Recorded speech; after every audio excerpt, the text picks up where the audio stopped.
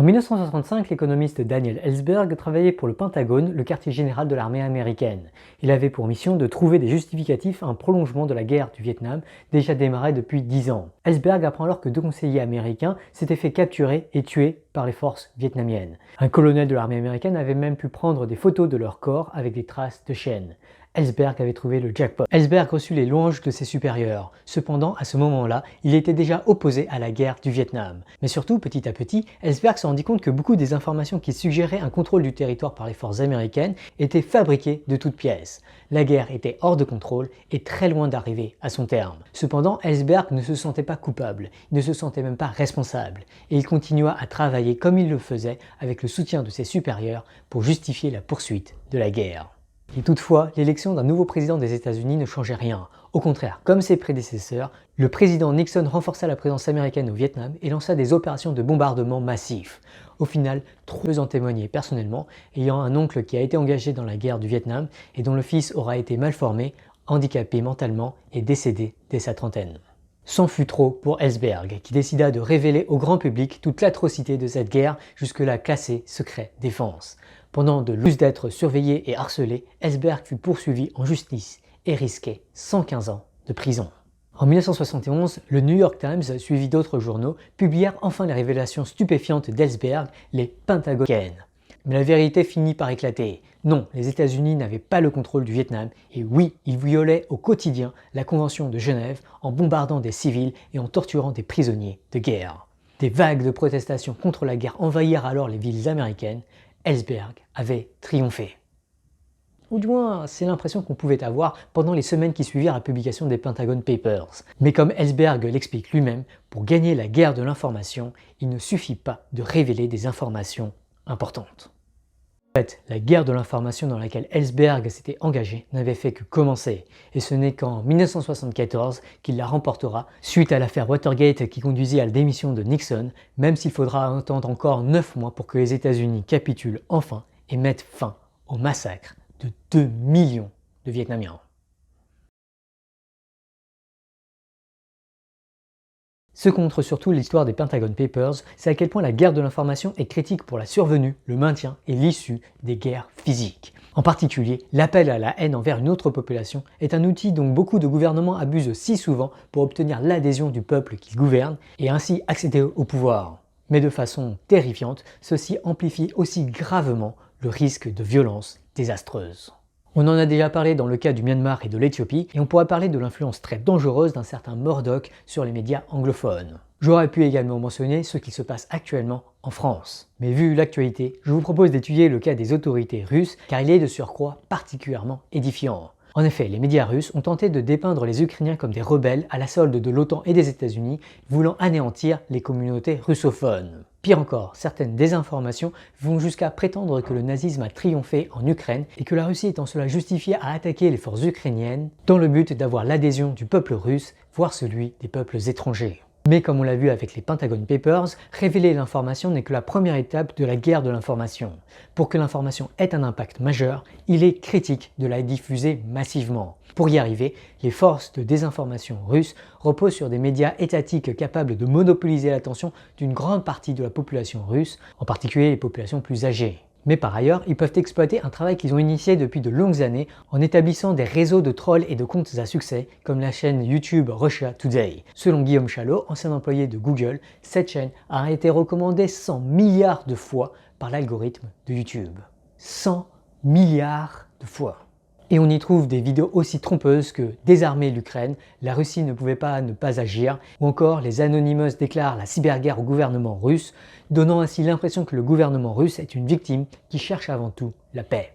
En particulier, l'un des objectifs de la désinformation russe est certainement la radicalisation du mouvement séparatiste pro-russe en Ukraine, qui depuis 2014 semble alimenter financièrement et en armement pour semer le trouble et le chaos, notamment dans le Donbass, et surtout pour maintenir une critique permanente des autorités ukrainiennes. Le rôle central des algorithmes de recommandation de cette guerre mondiale de l'information semble de mieux en mieux compris par les gouvernements, que ce soit du côté américain où un sénateur reproche aux réseaux sociaux de diffuser massivement des fausses informations diffusées par les agences russes, ou du côté russe qui restreint désormais l'accès à Facebook et à Twitter depuis l'intérieur de la Russie, après avoir poursuivi Facebook en justice 2 mois avant l'invasion. En fait, Facebook obéit déjà depuis des années à des exigences des autorités russes et plus exactement au Roskomnadzor, le service fédéral pour la supervision des communications, des technologies de l'information et des médias de masse. Les propagandes russes semblent par ailleurs abondamment et efficacement diffusées sur les autres réseaux sociaux, en particulier TikTok et Telegram. Et si le PDG de Telegram a un instant songé modérer certains flux Telegram, il a vite fait marche arrière. Face à ce chaos informationnel, la Commission européenne a finalement riposté et s'est attaquée frontalement à l'infoguerre des autorités russes en bannissant les dangereux médias étatiques Sputnik et Russia Today de l'Union européenne. Les autorités russes sont aussi bien connues pour leurs armées de trolls, aussi appelées fermes de trolls, qui vont créer toutes sortes d'activités fabriquées pour induire les algorithmes de recommandation en erreur, mettre en tendance des sujets favorables à leur narratif et noyer toutes les informations qui les dérangent. Les trolls peuvent alors ensuite massivement signaler des contenus qu'ils veulent réduire au silence, comme les services open source d'intelligence que Twitter a malencontreusement bloqués peu de temps avant l'invasion russe. Ces fermes de trolls cherchent aussi constamment à diviser l'opinion publique des démocraties pour les affaiblir politiquement, par exemple en contenant à la chaîne des contenus polarisants mais potentiellement parfaitement factuels, ou en finançant la production de la mésinformation comme cela a été révélé notamment par Dirty Biology, avec l'objectif que l'interlocuteur des autorités russes se sente lui-même menacé par l'opinion publique de son propre pays.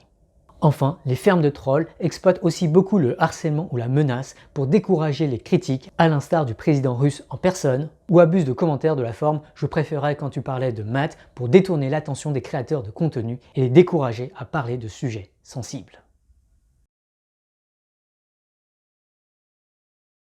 Selon le prix Nobel de la paix Dmitri Buratov, l'opinion publique russe est la clé pour mettre fin non seulement au conflit, mais plus généralement aux velléités des autorités russes. Malheureusement, toute protestation russe est illégale et les protestants risquent au moins la prison pour exprimer leur désaccord avec les décisions de leur gouvernement. Ceci n'a toutefois pas freiné des milliers de Russes qui, au péril de leur vie, n'ont pas hésité à défiler massivement en Russie pour appeler à la paix.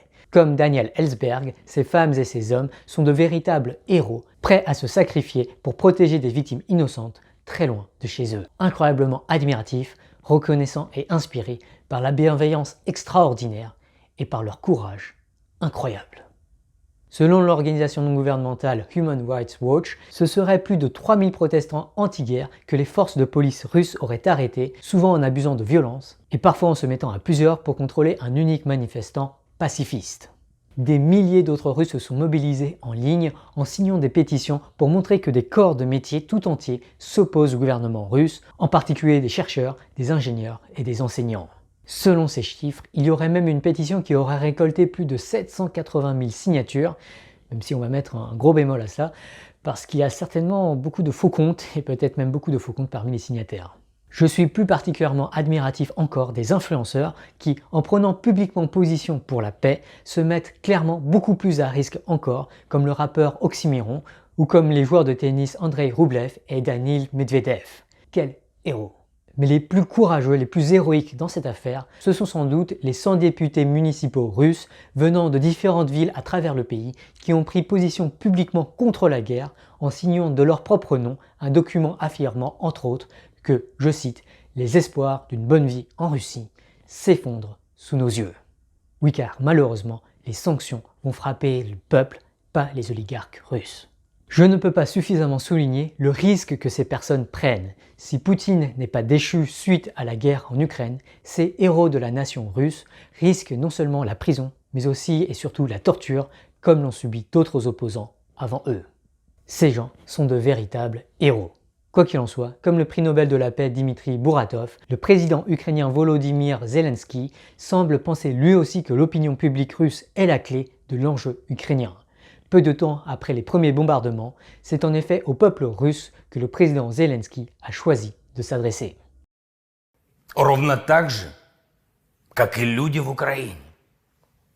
Так же, как власть в Украине. Как бы вас ни пытались убедить в обратном, я знаю, что это мое обращение не покажет по российскому телевидению. Но граждане России должны его увидеть. Они должны знать правду. А правда в том, что нужно остановиться, пока не поздно. И если руководство России не хочет ради мира садиться за стол с нами, возможно, оно сядет за стол с вами. Хотят ли русские войны? Я очень хотел бы ответить на этот вопрос, но ответ зависит только от вас, граждане Российской Fédération. Дякую за увагу. Je souhaite de tout cœur que, via Telegram ou d'autres réseaux sociaux, son message sera délivré à un maximum de Russes, et pour cela, il va falloir réussir à contourner les services de désinformation des autorités russes.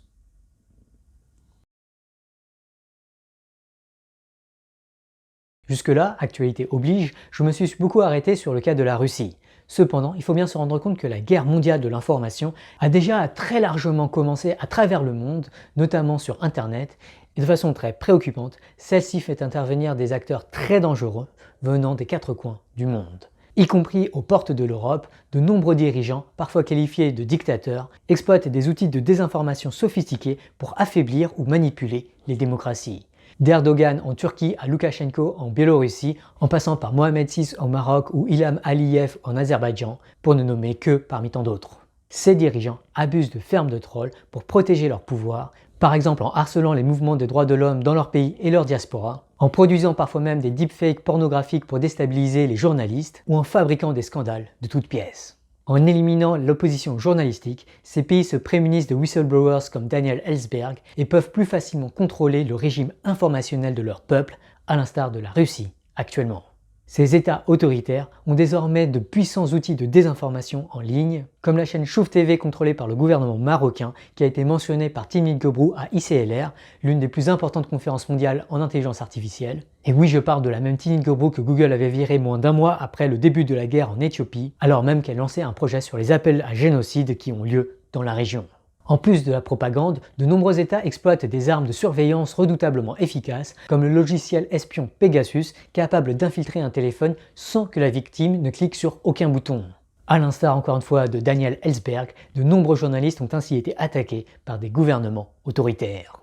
Mais ce n'est pas tout. Selon Amnesty International, comme le supermilliardaire Jeff Bezos, le président de la République française Emmanuel Macron aurait lui aussi été victime d'une attaque Pegasus commanditée par le gouvernement marocain. Étrangement toutefois, le gouvernement français n'a pas réagi à cette attaque supposée, ce qui pourrait signifier qu'ils doutent de l'attaque, ou peut-être plus probablement encore, qu'ils en ont été effectivement victimes, mais ne veulent pas fâcher le gouvernement marocain, car celui-ci aurait eu ainsi accès à des données très sensibles. De façon très préoccupante, des forces étrangères d'infoguerre semblent avoir ainsi réussi à infiltrer et à corrompre les démocraties, comme le révèle le documentaire La Caviar Connexion de la chaîne Arte. En particulier, deux parlementaires européens, l'italien Luca Volonte et l'allemand Eduard Lindner, ont été condamnés pour corruption. De façon troublante, peut-être à cause de ce lobbying, les gouvernements démocratiques se sont engagés dans du trafic d'armes avec des gouvernements étrangers, pourtant bien connus pour leurs activités d'infoguerre. Par exemple, la France a récemment vendu 80 Rafale, des avions de combat, aux Émirats Arabes Unis, alors même que le gouvernement de ce pays est connu pour son Pegasus local appelé Dark Matter et qu'il mène des opérations de drones autonomes en Éthiopie. D'ailleurs, le budget militaire des Émirats Arabes Unis, dont l'économie repose en partie sur une forme d'esclavage moderne, ce budget militaire est supérieur à celui de l'Espagne et est la moitié de celui de la France pour une population 8 fois moins nombreuse. De façon très préoccupante, une bonne partie de ces investissements massifs permet probablement le développement de drones autonomes de guerre, y compris dans des pays aux régimes et aux institutions moins fiables comme l'Azerbaïdjan et le Maroc, qui semblent avoir tout de fait usage de ces nouvelles armes de guerre. Peut-être plus surprenant encore, la Turquie dispose non seulement de drones, elle en exporte même désormais. De façon terrifiante, dans les années à venir, ces nouvelles armes de guerre dévastatrices pourraient se démocratiser et être ainsi à la portée de milliers, voire de millions d'organisations différentes. Le marché de ces armes pourrait bientôt être complètement hors de contrôle de toute autorité et des attaques dévastatrices pourraient alors survenir de n'importe où. Nous nous dirigeons peut-être vers un futur où un grand nombre d'individus différents venant des quatre coins du monde pourront tous déclencher un cataclysme monumental en écrivant une poignée de commandes seulement sur un ordinateur. La guerre mondiale de l'information n'a rien de nouveau. Depuis les débuts de la guerre, les dirigeants ont dû mobiliser leur peuple pour prendre les armes à l'aide de mots, ou d'images. En cela, les nouvelles technologies n'ont fait que déplacer le problème des champs de bataille au prospectus, des prospectus à la radio, de la radio à la télévision et de la télévision à Internet. L'infoguerre n'a rien de nouveau. Elle a toujours été critique pour initier ou arrêter des guerres et l'opinion publique a souvent été le principal frein aux élans expansionnistes de certains dictateurs. Comme par le passé, il nous faut donc y occuper le terrain pour déconstruire les narratifs trompeurs, révéler les atrocités de guerre et appeler à une paix si rare dans l'histoire de l'humanité. En fait, cela est sans doute devenu plus urgent que jamais. En effet, parce que les armes de guerre disponibles sont de plus en plus terrifiantes, il est devenu critique de prendre beaucoup plus soin de la qualité de l'information diffusée à travers tous les canaux et de ne plus se contenter du laisser-faire désastreux, du contrôle autoritaire terrifiant de l'information qui aura dominé le monde depuis des millénaires. La guerre de l'information déterminera le futur de l'humanité. En particulier dans son livre fascinant How Changes Happen, le juriste et chercheur Cass Sunstein souligne à quel point cette infoguerre peut conduire des soulèvements populaires spectaculaires et souvent inattendus y compris par les experts, notamment lorsque peu de gens ont une compréhension correcte de ce que leurs pairs pensent. Selon Sunstein, la clé de tels soulèvements est un phénomène de réaction en chaîne où la popularité d'une contestation peut soudainement convaincre une grande fraction de la population de prendre part à la contestation à leur tour et enfin dire ce qu'ils pensent vraiment, y compris lorsque ceci se fait au péril de leur vie. Sachant cela, dans le cadre de la guerre en Ukraine en particulier, il semble absolument critique d'encourager les protestations russes en les partageant massivement sur les réseaux sociaux et en les justifiant avec des informations de qualité, en particulier sur ce qui se passe actuellement en Ukraine. Souvenez-vous, beaucoup de Russes pensent qu'il n'y a pas eu d'invasion russe et que l'armée russe est simplement venue apporter son aide aux séparatistes pro-russes pour stabiliser des régions instables. En particulier, selon les derniers chiffres que j'ai pu trouver, le président russe est encore incroyablement populaire dans l'opinion publique russe, ce qui rend sa contestation encore très difficile. Combattre la désinformation russe est alors critique pour que cette opinion publique juge les autorités russes avec la meilleure information possible.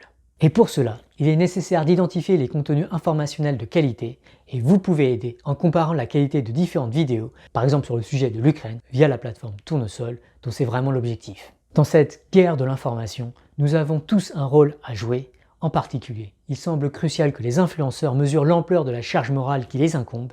Leur silence peut en particulier donner l'impression que la crise en Ukraine ne mérite pas l'attention qu'elle reçoit actuellement, et ceci risque de normaliser le fait d'ignorer les souffrances ukrainiennes, même quand ce n'est pas l'objectif des influenceurs. En particulier, il ne faut pas imaginer que le président Poutine est aujourd'hui intouchable.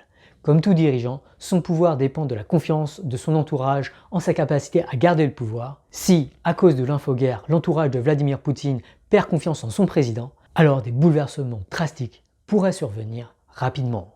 En fait, Poutine est sans doute plus menacé que jamais. Et il est d'autant plus important que, ensemble, nous lui infligions l'offensive d'infoguerre décisive pour le faire tomber et mettre fin à la guerre en Ukraine, et ainsi éteindre l'une des plus grandes menaces qui pèsent aujourd'hui sur la paix dans le monde.